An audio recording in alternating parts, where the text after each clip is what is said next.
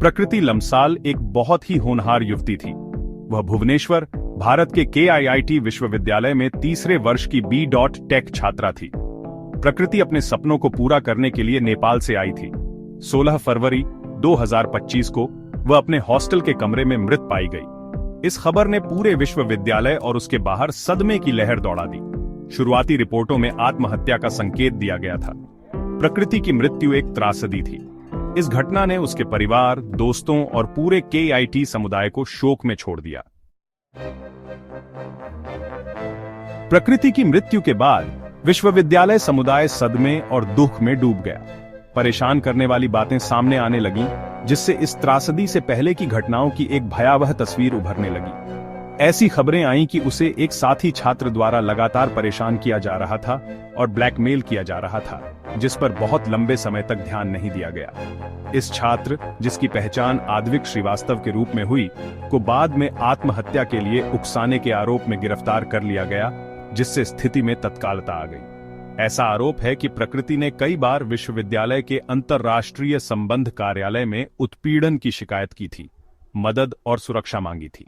हालांकि उसकी शिकायतों पर ध्यान देने के लिए कोई खास कदम नहीं उठाया गया, जिससे वह अकेली और अनसुनी महसूस कर रही थी। इस कथित निष्क्रियता ने छात्र सुरक्षा और कल्याण के प्रति विश्वविद्यालय की प्रतिबद्धता पर गंभीर चिंता जताई, जिससे विरोध प्रदर्शन हुए और प्रशासन से जवाबदेही की मांग की गई। प्रकृति की मृत्यु के बाद KIIT विश्वविद्यालय में आक्रोश और विरोध प्रदर्शन शुरू हो गए। KIIT विश्वविद्यालय में विरोध प्रदर्शन हुए। नेपाली छात्र व्याकुल और असुरक्षित महसूस करते हुए अपने साथी छात्र के लिए न्याय की मांग कर रहे थे। उन्होंने विश्वविद्यालय पर लापरवाही और असंवेदनशीलता का आरोप लगाया। एक ऐसे कदम में जिससे स्थिति और बिगड़ गई, KIIT विश्वविद्यालय ने 500 से अधिक नेपाली छात्रों को अपने छात्रावास खाली करने के लिए कहा।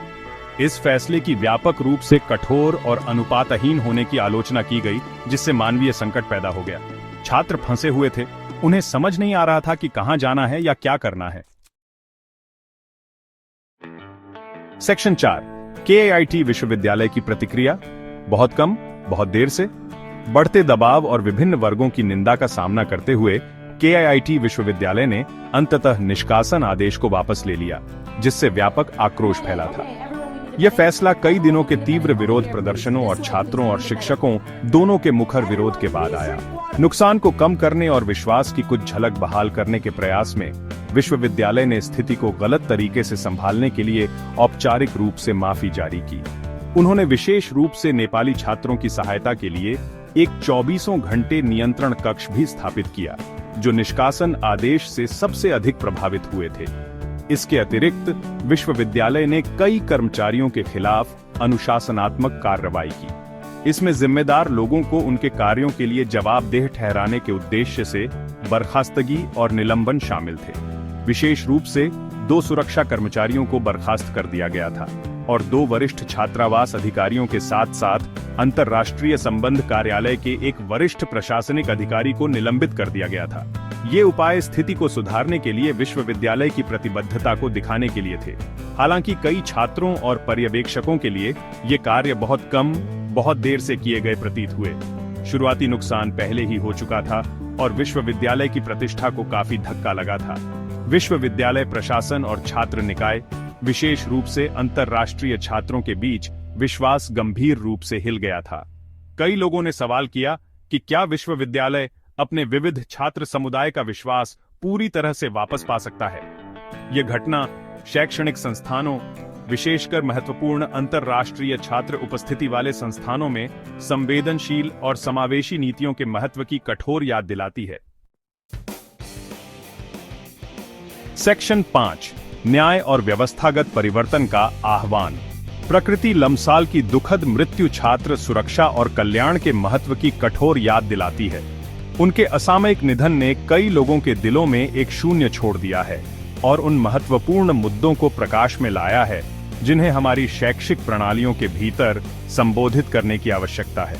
इसने अपने छात्रों, विशेषकर विदेशों से आए छात्रों के प्रति शैक्षणिक संस्थानों की जिम्मेदारी के बारे में एक बड़ी बहस छेड़ दी है।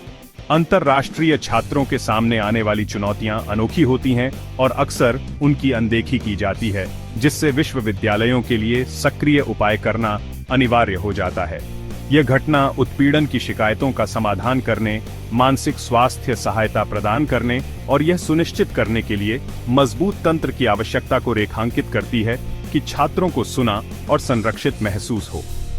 ऐसी त्रासदियों को रोकने के लिए विश्वविद्यालयों को स्पष्ट प्रोटोकॉल और समर्थन प्रणाली स्थापित करनी चाहिए। सभी छात्रों के लिए एक सुरक्षित और समावेशी वातावरण सुनिश्चित करना केवल एक लक्ष्य नहीं, बल्कि एक आवश्यकता है। सम्मान और समझ की संस्कृति को बढ़ावा देने के लिए संकाय, प्रशासन और छात्र निकाय के सामूहिक प्रयास की आवश्यकता है। यह न्याय, जवाबदेही और व्यवस्थागत परिवर्तन का आह्वान है। हमें संस्थानों को जवाबदेह ठहराना चाहिए और उनके कार्यों और नीतियों में पारदर्शिता की मांग करनी चाहिए। हमें ऐसी दुनिया बनाने का प्रयास करना चाहिए जहां ऐसी त्रासदियां फिर कभी न दोहराई जाए। एक साथ काम करके हम सभी छात्रों के लिए एक सुरक्षित, अधिक समावेशी और सहायक वातावरण बना सकते हैं, यह सुनिश्चित करते हुए कि उनकी आवाज सुनी जाए और उनकी भलाई को प्राथमिकता दी जाए।